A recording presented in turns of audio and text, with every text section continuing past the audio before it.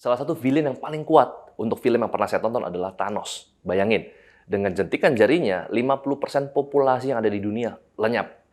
Nah, kadang-kadang saya bertanya, kira-kira ada nggak ya jentikan jari Thanos di dalam dunia bisnis?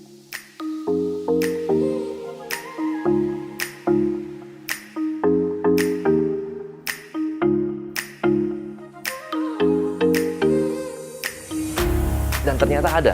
Dan saya sebut itu sebagai authority capital. Diambil dari dua kata, authority dan capital. Authority artinya adalah otoritas. Barang siapa yang punya otoritas, mereka bisa create rules mereka sendiri. Contoh misalkan pada pesta demokrasi di sebuah negara, ada satu calon presiden yang memang ingin di voting dan ingin menjadi the most powerful man in the country. Kenapa? Karena enak kalau jadi presiden, dia punya tongkat otoritas, di mana dia bisa create regulasi sendiri, dia bisa berkata tidak, dia bisa berkata yes, dan dia bisa punya kebijakan-kebijakan yang begitu powerful. Nah, dalam dunia bisnis, perusahaan, brand, atau bahkan individu yang memiliki authority capital, mereka ibarat memiliki sebuah gravity.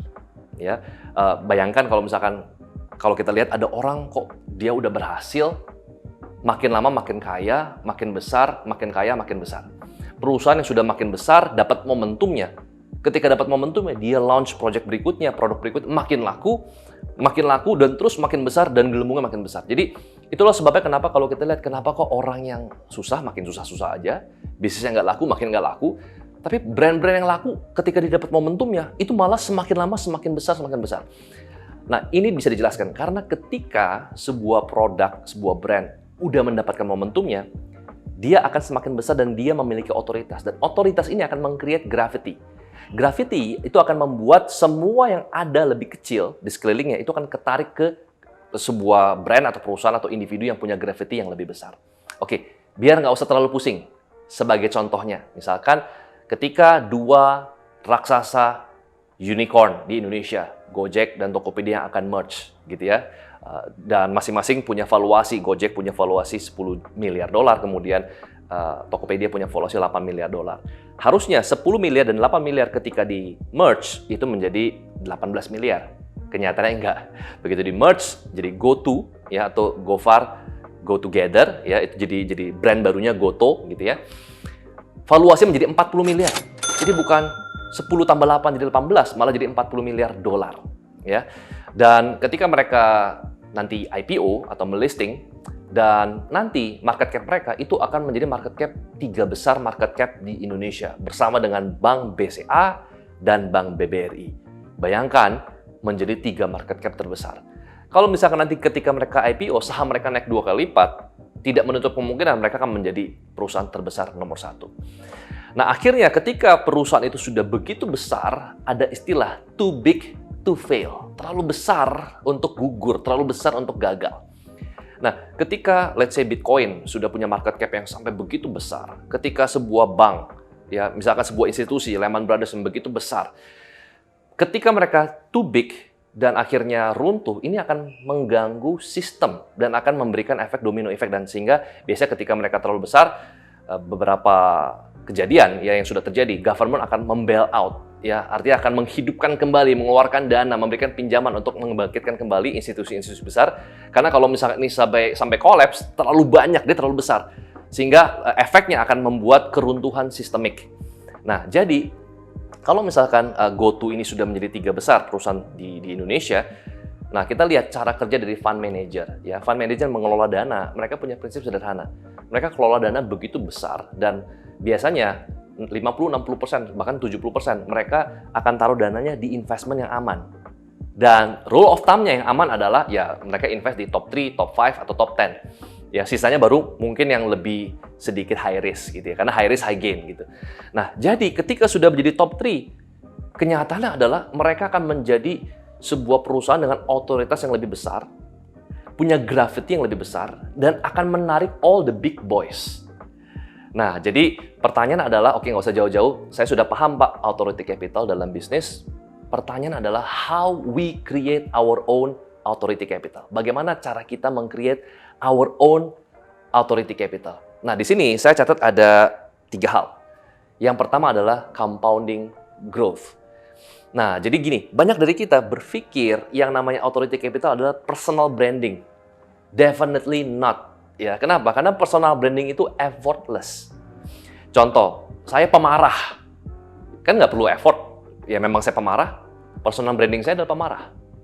Saya bersemangat, nggak perlu effort. Memang saya bersemangat, personal branding saya adalah bersemangat gitu ya. Corporate branding, personal branding itu bukan authority capital. Authority capital ini adalah ketika kita punya institusi, perusahaan, produk, atau individu yang punya compounding growth selama at least 10 tahun. Jadi setiap tahun kita harus bisa punya satu pertumbuhan yang eksponensial. Tahun ini, misalkan ketika saya bangun Trinity Land, misalkan tahun 2009 saya bangun landed house. 2014 saya bangun apartment. Ya, 2021 ini saya mulai bangun skala kota, township development. Jadi harus punya compounding growth. Kenapa? Karena orang memberikan tongkat estafet otoritas itu hanya kepada seseorang yang dianggap punya reputation, punya history yang baik. Sehingga mereka memberikan tongkat trust-nya mereka dan memberikan otoritasnya kepada kita. Nah, jadi kalau misalkan kita baru 1 tahun udah ganti bidang, ganti bisnis, 2 tahun bosen ganti bisnis lain, 3 tahun ganti karir lain. Ya, ketika kita ganti-ganti karir, apa yang terjadi? Kita tidak punya namanya compounding growth. Itu yang pertama. Yang kedua adalah impacting lives. Nah, kita lihat perusahaan-perusahaan seperti Gojek, Tokopedia. Mereka bukan hanya sekedar bisnis, ya. Tentu kita bisnis untuk mendapatkan profit, tapi kita lihat mereka memberikan kontribusi masing-masing Gojek dan Tokopedia 1% dan 1% dari GDP Indonesia. Jadi total 2% dari GDP Indonesia.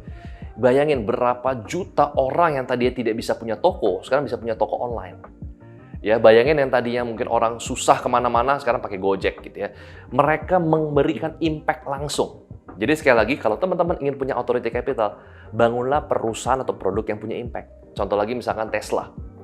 Tesla bukan cuma sekedar jualan mobil, tapi dia punya impact buat lingkungan karena mobilnya adalah mobil listrik yang ramah lingkungan.